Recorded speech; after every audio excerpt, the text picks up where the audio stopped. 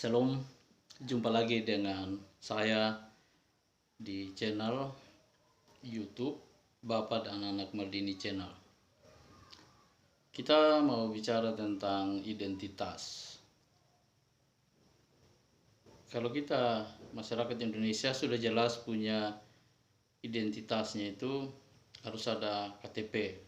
Jadi kalau anak-anak yang belum berusia 17 tahun, pastinya ya, ketika lahir harus punya akte kelahiran, harus juga masuk dalam kartu keluarga. Kalau sudah 17 tahun ke atas sudah pasti harus memiliki KTP, kartu tanda penduduk.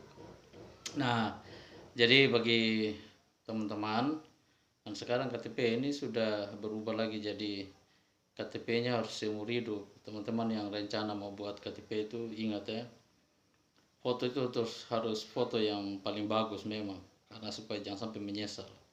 Karena ini seumur hidup ini. Giliran KTP sudah jadi, pas lihat foto, bibir ada miring ke kiri, mata satu ada tertutup, menyesalkan, buat lagi. Itu identitas. Atau juga saya kasih contoh. Saya biasa waktu berkhotbah ya, sejak vikari sampai saya jadi pendeta, jadi saya punya ilustrasi yang sering juga, ya bukan sering sih, beberapa kali saya pakai. Jadi kalau misalnya kami di Sumba ya entah atau mungkin NTT, saya kurang tahu ya. Kalau di Jakarta itu yang mendampingi supir itu disebut kernet, di Jawa lah. Kalau di Sumba itu biasa dipanggil konjak. Nah, konjak saja itu ketika dia panggil penumpang itu dia harus juga punya ciri khas yang menjadi seolah-olah kayak menjadi identitasnya, dia menjadi konjak begitu.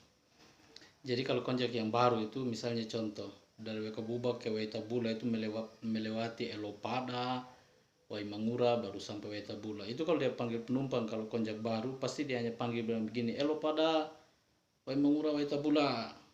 Itu konjak baru.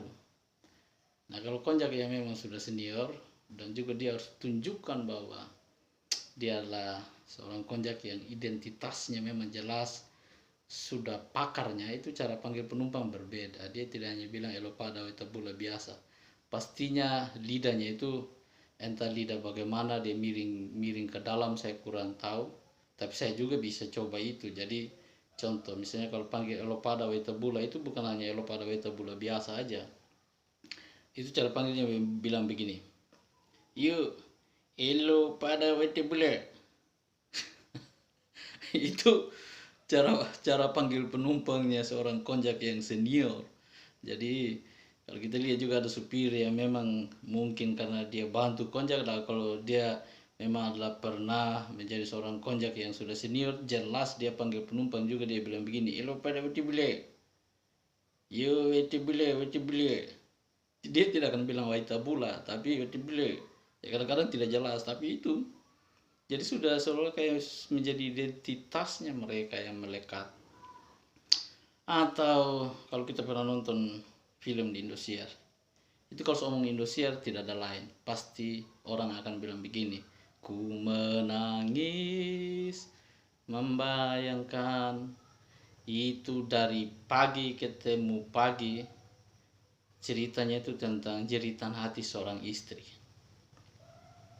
Padahal sebenarnya sudah ketebak ya. Jadi pertama ketemu, jatuh cinta, terus pada akhirnya menikah. Dalam perjalanan pada akhirnya suami mulai tidak betah, mereka bertengkar, suami punya pasangan lain, dan pada akhirnya istri mengetahui situasi itu marah-marah, suami pulang minta hari ini juga kamu saya talak.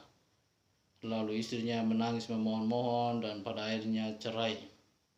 Setelah itu juga nanti kalau sudah suaminya pergi dengan pasangannya yang baru, pada akhirnya perusahaannya bangkrut, dia jatuh sakit, lalu pada akhirnya istrinya juga meninggalkan dan dia kembali kepada istri yang pertama. Ternyata istri pertama juga sudah menikah dan ia minta rujuk dan istri pertama tidak mau, dan pada akhirnya suami juga hidupnya ya seperti itu, dan sudah pasti, itu sudah jelas. Jadi sebenarnya ada banyak contoh-contoh tentang identitas. Kita pun juga sebagai orang Kristen, banyak kita yang namanya Kristen tapi tidak bisa menunjukkan identitas kekristenan yang sebenarnya. Kalau kita baca di Yakobus 4 ayat 6 dikatakan bahwa tetapi kasih karunia yang dianugerahkannya kepada kita lebih besar daripada itu. Karena itu ia katakan, Allah menentang orang yang congkak tetap mengasihi orang yang rendah hati. Identitas kita sebagai orang Kristen harusnya adalah orang yang rendah hati. Tapi dalam perjalanan banyak sekali kita orang Kristen yang justru merasa sombong. Padahal segala sesuatu yang dipunyainya, segala sesuatu yang dia dapat itulah berasal dari Tuhan. Karena kasih karunia Tuhan, dikatakan di Yakobus 4 ayat 6 bahwa tetapi kasih karunia yang dianugerahkannya kepada kita lebih besar. Jadi harusnya kita menunjukkan identitas kekristenan kita sebagai orang yang rendah hati, mengasihi sesama, dan juga dia harus bisa menjadi orang yang tidak menunjukkan bahwa segala sesuatu yang ia punya itu karena kemampuannya. Nah, identitas kita sebagai orang Kristen sekarang ini semakin terkikis dengan perkembangan zaman. Jadi justru kerendahan hati itu hampir kita tidak jumpai, tetapi yang ada adalah kesombongan. Banyak juga cerita-cerita atau banyak juga kejadian yang sering kita temui atau kita alami. Jadi kadang-kadang bilang begini, oh saya adalah orang yang rendah hati. Jadi kadang-kadang juga ketika dia mengatakan itu, padahal secara tidak langsung dia sedang menyombongkan diri. Karena rendah hati tidak perlu harus engkau menyampaikan bahwa engkau rendah hati. Atau juga ada bilang begini, sorry ini bukan sombong bukan sombong, tapi itu kalau sudah ada tapi, ya jelas dia sombong. Tapi kan kadang-kadang orang mengatakan bahwa ini saya mau bilang begini tapi ini bukan sombong loh, bukan sombong. Tapi ya itu kalau sudah ada tapinya, padahal sebenarnya dia sedang sombong begitu. Jadi salah satu tentang identitas kita sebagai orang Kristen, dari sekian banyak hal yang harus kita tunjukkan, salah satunya itu tentang kerendahan hati. Ada banyak orang yang tidak menyatakan kerendahan hatinya, walaupun ia menjadi seorang yang terlihat bahwa ia adalah pribadi yang sepertinya dekat dengan Tuhan, aktif beribadah, rajin berdoa. Bahkan kadang-kadang juga ketika ada sebuah ibadah, dia menunjukkan dirinya seperti orang yang betul-betul rohani. Padahal sebenarnya kerendahan hati tidak juga harus dibuat-buat, tetapi betul-betul keluar dari dalam hati untuk bisa menjadi berkat bagi diri sendiri dan bagi orang lain. Identitas kita yang kali ini kita bisa ambil hikmahnya atau ambil maknanya dari pembacaan kita di Yakobus 4 ayat 6, bahwa kita harus memiliki kerendahan hati.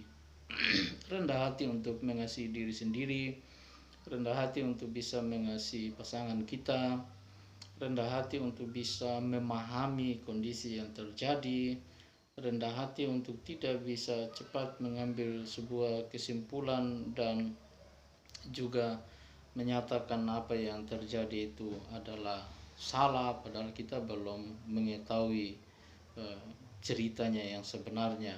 Jadi kadang-kadang juga banyak dari antara kita tidak memiliki kerendahan hati, apalagi dengan perkembangan zaman, perkembangan teknologi yang ada. Kadang kita tidak mencerna dulu sesuatu yang terjadi. Kerendahan hati itu adalah juga bagian dari bagaimana kita bisa mencerna sesuatu yang ada, lalu kita bisa menentukannya, mengambil sebuah sikap. Tidak juga harus melulu tentang kehidupan keseharian dalam rumah tangga, atau tidak harus juga berkaitan dengan bagaimana kita bisa rendah hati untuk mengasihi Tuhan, tetapi juga bagaimana kita bisa menyikapi hal yang terjadi di sekitar. Bapak Ibu, saudara-saudari, teman-teman sekalian, beberapa hal yang mungkin kita bisa renungkan bersama. Saya pun juga di sini tidak berkhotbah, lebih kepada cerita aja, curhat. Bahkan saya menyadari saya orang yang tidak terlalu begitu pandai untuk merangkai kata yang baik, tetapi saya percaya bahwa teman-teman yang menyaksikan video pada sore hari ini juga bisa mengambil sebuah makna dari perenungan kita, Yakobus 4 ayat 6, untuk kita bisa menjadi pribadi yang tidak sombong tetapi rendah hati. Kita harus tunjukkan identitas kita sebagai orang Kristen yang rendah hati. Ya, mungkin itu beberapa hal yang kita bisa renungkan bersama, kita bisa berbagi. Jangan lupa ikuti terus channel saya ya, Bapak dan Anak Maldini Channel. Dan jangan lupa juga subscribe, like, komen, dan share. Jadi komen di bawah ini ya. Maksudnya di bawah komen di bawah, nanti ada tulisan bukan di bawah saya tunduk ke bawah, tidak, nanti silakan komen. Bahkan juga kalau ada masukan-masukan silakan komen, atau juga kalau ada masukan-masukan ilustrasi-ilustrasi yang berkaitan dengan identitas, nanti silakan komen di bawah ini ya, nanti di YouTube lah, bukan di bawah yang saya harus lihat ke bawah. Jadi oke, mungkin demikian itu dulu video saya pada sore hari ini. Kiranya menjadi berkat untuk kita semua, dan Yesus memberkati. Shalom, selamat sore, sampai jumpa lagi.